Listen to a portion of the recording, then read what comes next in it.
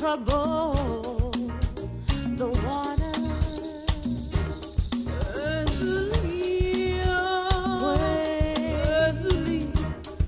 in the water,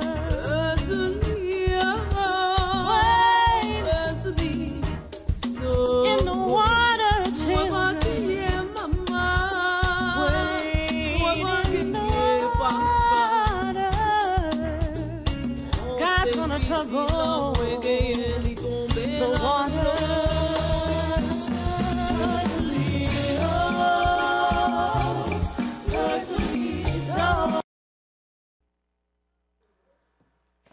Hey everyone, it is another episode of FabFit TV. I am your host, Kim Barnes Jefferson, and I am a personal trainer, lifestyle expert, and master coach. I am your host. The goal of the show is to share with you resources, tips, strategies to make your life healthy, simple, and easy. I am here with you every second and fourth Tuesday of the month. And so here we are. I can't believe it's the end of January. Like, where the heck did this month go? And so today I wanted to talk about, I know that, here we are, January. We've made it past day 21. And, it was a plastic surgeon that came up with the concept that it takes 21 days to create a habit. And so he came up with that because that's what basically took how long it took to heal from plastic surgery. So if you got a nose job, it took 21 days for it to kind of heal, and you didn't look like you just went 3 rounds with Mike Tyson. So here we are, we're past day 21. So if you've established this clean eating habit, let's keep it going. And I know so many of my clients are mommies. They have little ones, and they're like, I ain't making 2 meals. And I get it. Like, I grew up in a household that if you didn't eat what was served, you starved. Well, not starved, but you had to figure it out on your own. So I want to talk to you tonight about how do you make clean eating work for your kids and for your family, and so that it's not you making multiple meals, creating multiple things at the same time, because we all live busy lives and we ain't got time for that. So one thing I want us all to just take a big giant step back and realize we're not going to be perfect. It's really hard to be perfect, and when you expect perfection out of every single thing you do, you are going to have a long, hard road. And so what I always encourage all of my clients to do is treat this like you are learning a new language. If you are learning a new language, you wouldn't expect to be fluent in just a few days.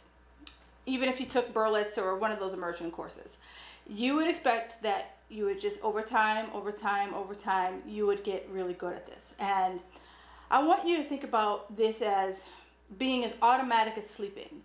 When, for those of you with little ones, your little ones weren't very good at sleeping through the night.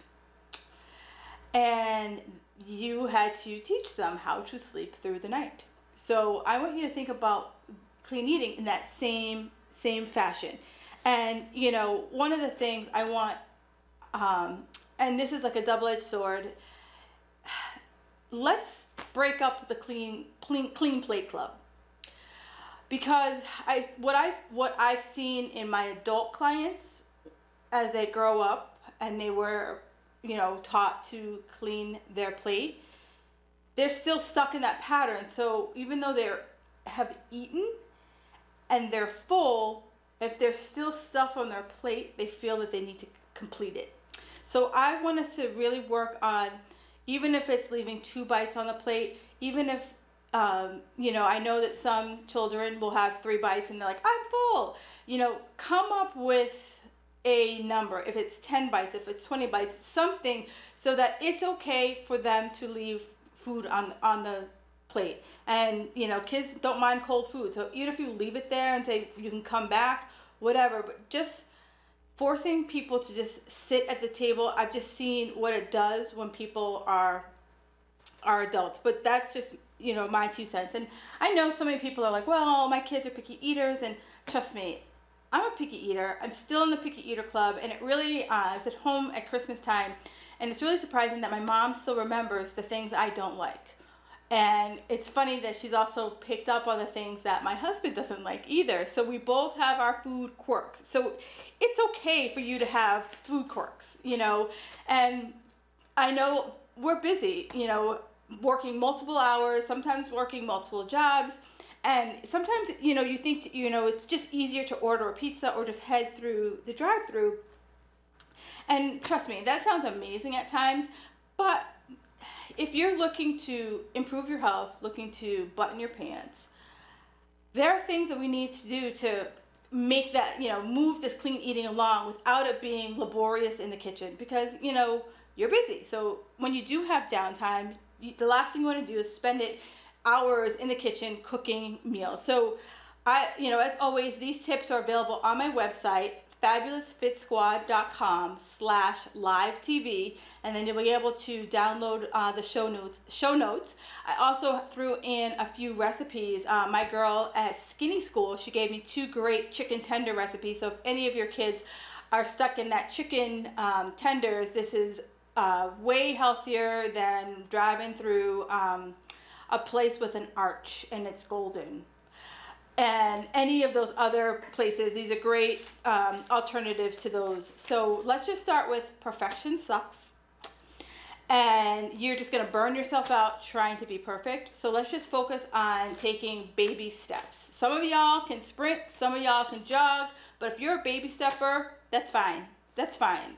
As long as you're taking steps in the right direction, it's awesome. So let's start with veggies. You know, that's one of the things, you know I'm married to someone who eats 5 vegetables. And sometimes I'm going to out myself on TV. I need to sneak in some food to him. He don't know it. And he seems to pretend that he doesn't know that I'm doing this. So I'm going to live in that bubble.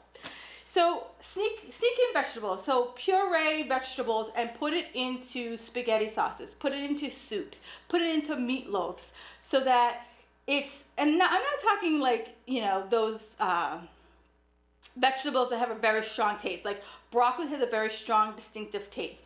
Kale has a very strong, distinctive taste. But I'm talking about throwing in spinach, throwing in carrots, throwing in zucchini, those types of vegetables, great nutrients, little taste. So that way, when you toss it into something, it's not going to be like, did you put something in this? So that way you're easily putting in vegetables getting them to get vegetables in more places than one. So investing in a great blender or a food processor is, I'd say, a must. The other thing, have fruit for desserts. In the show notes, I've given you a banana ice cream recipe, and basically it's frozen bananas that I've put into a blender, and then I've added in some cocoa powder and some nuts. Now, if you don't like nuts, then you can add in some strawberries. You can leave the nuts out. I've also added in protein powder. So there's ways for you to have a dessert without it being froyo. I don't want to talk about that. It's a way for you to have sweet treats. Give your kids sweet treats.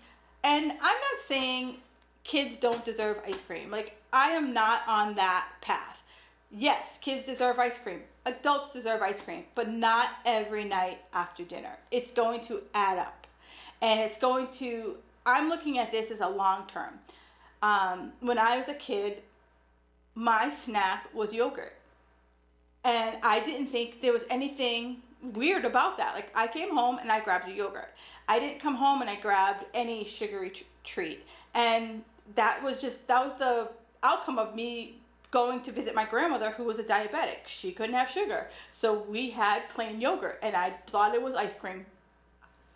She fooled me. But still to this day, I like yogurt. So if we start instilling some of these habits in our kids now of liking clean, healthy foods, as they become adults, picking better choices is just going to become a natural thing for them versus picking the processed foods first. Empty calories, you know, snacks, beverages.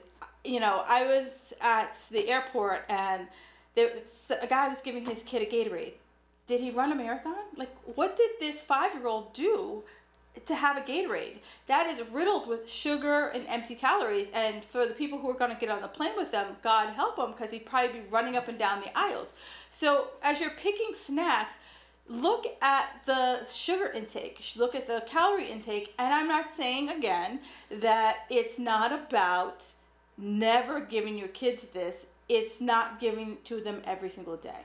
And unless your kid is very active and doing sports, having a straight up Gatorade, that's a lot of sugar and a lot of processed artificial sweeteners and so forth. You can give it to them, you can water it down. I have a great electrolyte drink that I use called Replenish, and it's sugar-free. And it's not sugar-free in that it puts in artificial sweeteners. It's legitimately sugar-free, tastes amazing, and gives you electrolytes. So shoot me an email if that's something that you're interested in. Also, have on hand chopped vegetables, chopped fruits, so that when your kid does come home from school or when you come home from work, all you got to do is go into the fridge, grab out the Tupperware, and just give them something that's already done. You don't have to do anything for that. And for me, I hate chopping. And so one of the biggest time savers that I can share with you is I am all about buying the pre-cut vegetables. And if you go into any grocery store, you'll find, chopped carrots. You'll find shredded red cabbage. There's also shredded Brussels sprouts. There's chopped zucchini. They pretty much chop and cut anything. And if you don't have that at your grocery store, I also grab things out of the salad bar, just so it saves me a step of having to chop things up, and I just have things ready to go. And also it's easy for you, like if you're traveling, just throw that into a Ziploc bag and you're off to the races. I also sneak vegetables into casseroles and sauces and smoothies. One of the biggest things for smoothies is spinach works amazing. Just goes in. Only thing that you notice is that it's green, but there's no taste. There's no distinguishing taste of spinach when you put it inside a smoothie. Some of you are probably thinking about green juices. The one thing I caution you about green juices is make sure that the reason why it's green isn't because it just put in spinach or kale. Check the ingredients. A lot of these green juices are just sugar ridden with fruits, so that it would be kale and apples and peaches and cherries, and that just all adds up. Where if you are truly having a green smoothie, it doesn't taste like a party in your mouth. It's an acquired taste, but it's more just straight up vegetables with maybe 1 or 2 fruits in it to give it a little sweetness, but not several fruits to overpower the vegetables. Make it fun. Everyone talks about Taco Tuesday. There's nothing wrong with tacos.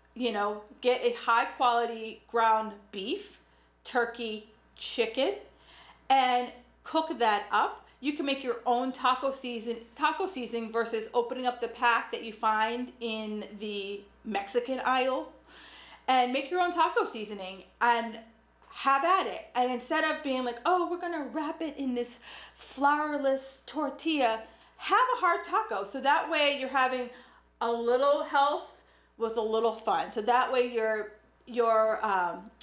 family isn't like, oh, we never have anything fun anymore. Well, you're having a little bit of, you're making a trade-off. The insides are gonna be real healthy, but you're gonna have a crunchy taco. The other thing is, add in some fun vegetables with the fixing. So maybe you're having some peppers, you're having some onions, you're throwing in some different toppings for those tacos. Like, I'm a sucker for a good fish taco. So it's like in the fish taco, it's like I'm throwing in carrots and I'm throwing in cabbage. I'm also putting in salsa.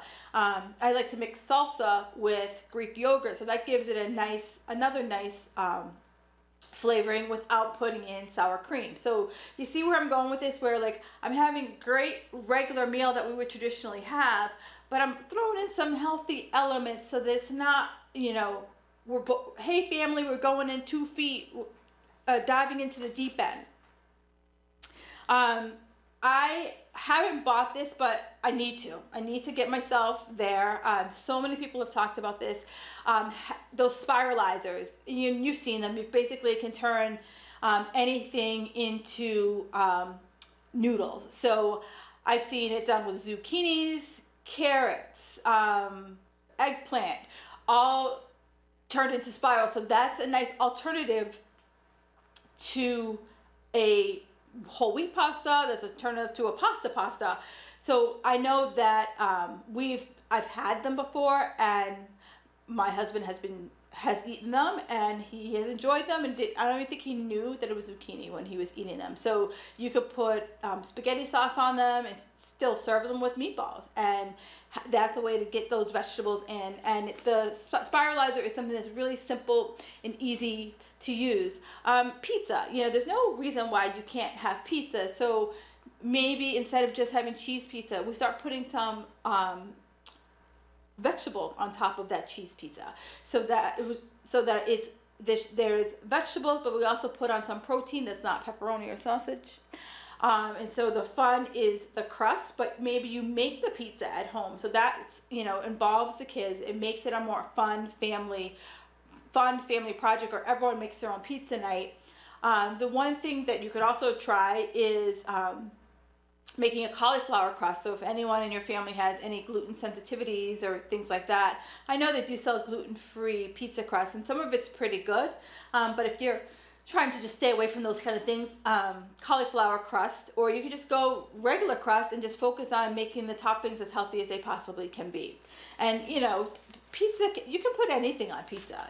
There's no rhyme or reason. There's no reason why you need to have the pepperoni sausage bomb of pizza. And one of the things as we do this, kids are always like, why? And share with them, just say, like, I want to make sure that you're around for a long period of time. I want to make sure that we're always happy. I want to make sure that, we are living a good life. And, I'm sure in their schools, they're getting the same messaging. If you think about when we were kids, there weren't very many fat kids. There was probably like 1 or 2 kids in each class, maybe. Now, that's the majority versus the minority. So us taking these small steps are really helping our kids to live longer and healthier lives. I mean, right now, the average age that people are going to live are well into their 80s. And if we don't make any changes now, that statistic is gonna go down and go in the wrong direction. And I'm getting on my soapbox, so I apologize. No one wants to be sustained by the pharmaceuticals. We'd rather be sustained by changes in our diets now when we're younger than having to always go someplace and have a prescription written for us. That's just my 2 cents. The other thing I always talk about is batch cooking and buying in bulk. So that means, yeah, sure, Costco, BJ's, Sam's Club, whatever, buying a ton of that, coming home, putting in Ziploc bags, freezing it, so that you're saving money that way. The other thing about batch cooking is that I know that when I was when I was a full-time trainer working at a gym, and I was getting home at 8, 9 o'clock at night, the last thing I wanted to do was cook me some dinner. But what I would do on my days off is I would pre-cook a number of different foods, so I had options. So one of the things I would do is I would marinate chicken, and I would grill like 6 or 7 chicken breasts, and I would chop it up, and I would leave it in the fridge so that I could grab it for lunch. I could grab it when I came home late from dinner, and I didn't want to do anything. While those were grilling, I'd put a bunch of vegetables together. I would do string beans or Brussels sprouts. I would do grilled vegetables, and I would just cook those vegetables, put that in the fridge. I would also make a big pot of, be it oatmeal or a quinoa or a bulgur, and I would cook that up, put it in the fridge. Now, I know some of you are like, I don't do leftovers. I feel you. So one of the other ways to get around that is when I worked at a restaurant, they would half cook food. And so when we were getting ready for a large banquet, they would half cook the chicken so that when the time came for us to get the food plated and ready to go, we weren't spending, I'm making this number up, we weren't spending 20 minutes to cook. It was only cooking in 10 minutes. And so think about it like that. Maybe it's like you're half cooking some of the food so that you still are able to make it fresh. Or if you don't mind cooking dinner every night, you cook dinner every night, but you have these foods on hand to pack lunches. So, you know, there's trade-offs for both. I also, you know, bake a lot of, for breakfast especially, you know, I was getting up and getting on the 5:30 bus. So I would take, you know, eggs, I would put in some protein, I would put in some vegetables, and I would put them in those little tins. And I would pre-bake them, and all I had to do was microwave them, and I would eat them on the way to the bus. So little things like that, like, help with time saving, you know, be it breakfast, be it dinner, be it lunch. So that way you're always kind of going on. You know, a lot of people ask me, well, what do you think about, there's plenty of grocery stores that sell those rotisserie chickens, or also, you know, other pre-cooked meats. They're amazing in a pinch, but the one challenge I have for you is that they are stuffed full of fat and salt to keep them from drying out.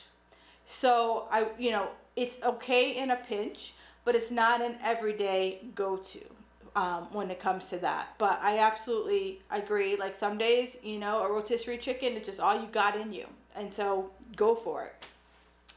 I do want to also invite you. I'm doing a webinar next Wednesday, and it's 9 reasons why you're not losing weight. And so if you want to hop in on that, it'll just be 30 minutes, and you can also ask me any question that you want live.